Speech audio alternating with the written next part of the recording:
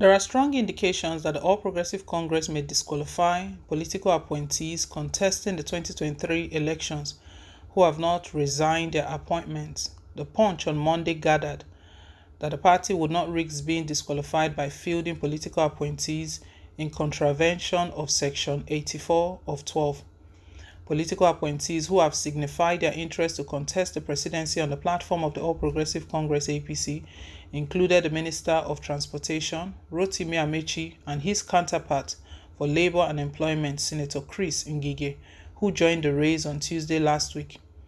There were reports that the Attorney General and Minister of Justice, Abubakar Malami San, was interested in the Kebbi State governorship ticket of the party, while some serving ambassadors are also said to be nursing political ambitions too. Section 84 of 12 of the new Electoral Act mandates all political appointees seeking elective office to resign ahead of any party primary they plan to participate in. The President, Major General Muhammadu Buhari, retired, had while signing the electoral bill on February 25th expressed reservations over Section 84 of 12 and asked the National Assembly to delete it. He subsequently wrote to the National Assembly requesting the amendment. The President's request was, however, rejected.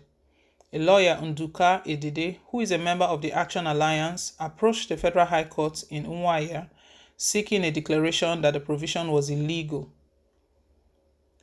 Justice Evelyn Ayandike subsequently ruled that the section was unconstitutional, invalid, illegal, null, void, and of no effect whatsoever, and asked Malami to delete the section. The Attorney General of the Federation was the only respondent to the suit, while the National Assembly and others were not joined. However, Malami agreed with the plaintiff that the provision was illegal. The National Assembly and the opposition People's Democratic Party had, however, appealed the judgment. Both the PDP and the National Assembly had been granted permission to join as a person interested in an appeal against the High Court judgment, which voided and struck out Section 84 of 12.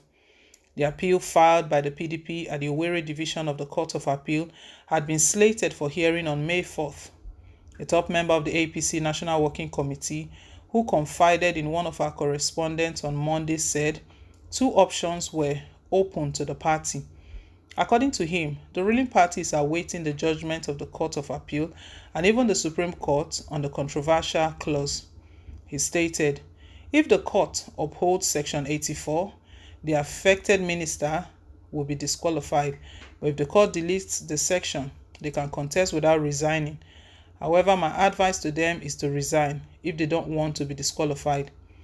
Another party leader who spoke on condition of anonymity stated, what the party is doing is this. They are waiting for the court to make a pronouncement on the pending case regarding the resignation of present political office holders seeking elective office in 2023 before acting. The Court of Appeal is expected to rule on the matter next month. If the court says they can retain their present position and contest an elective post in 2023, then the party will allow them. But should the court ask them to resign, then they will have to resign. If the court has not delivered its judgment before the primaries, we will disqualify the ministers if they fail to resign, the source concluded.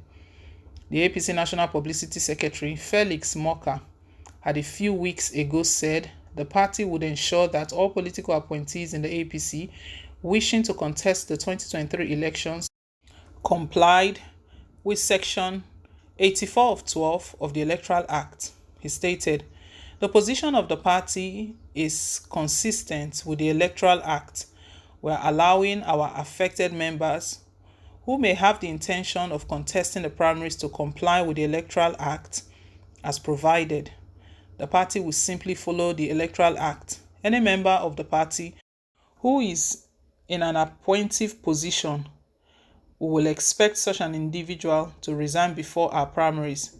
We are hopeful that he will comply at the right time, and we are going to ensure that anyone seeking our ticket will not breach the Electoral Act.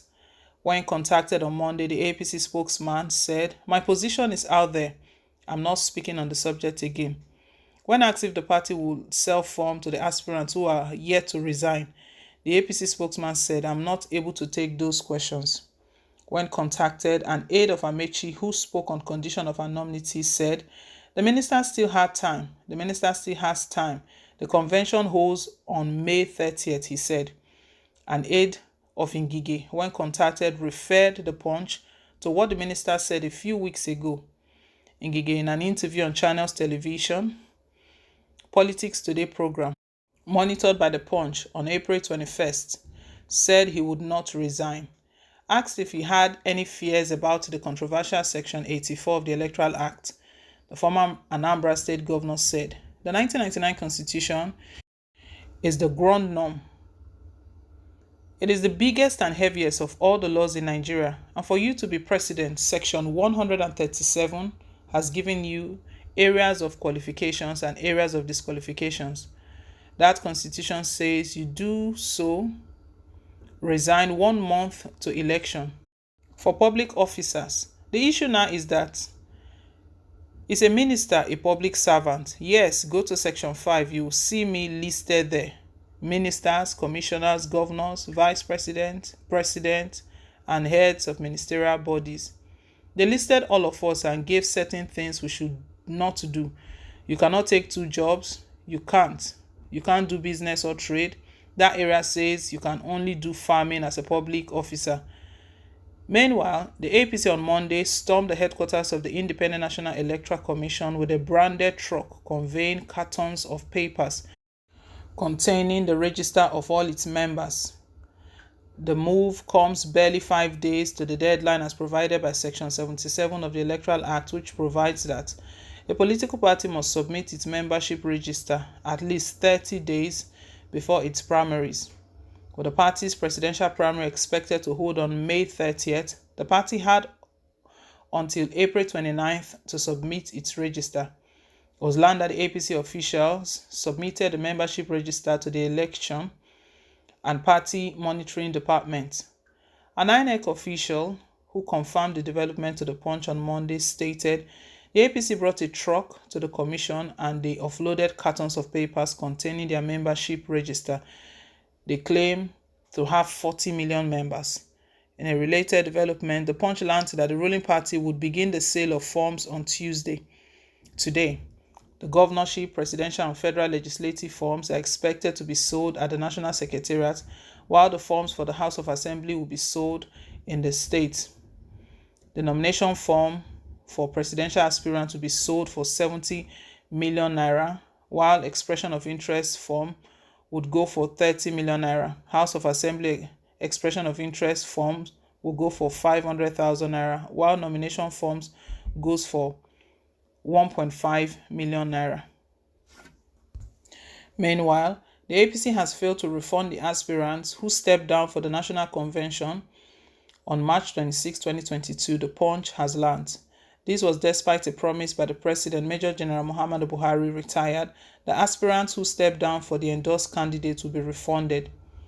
An aspirant for the position of Deputy National Chairman, Mr. Sonny Monidafe, also confirmed to the Punch that he had not been refunded. "I have not received a refund from the party. I'm still waiting for my 10 million naira, which is only a tiny portion of the money I spent on the race," Monidafe stated. The chairmanship aspirant, who also wished to remain anonymous, told the Punch that his 20 million naira had not been returned.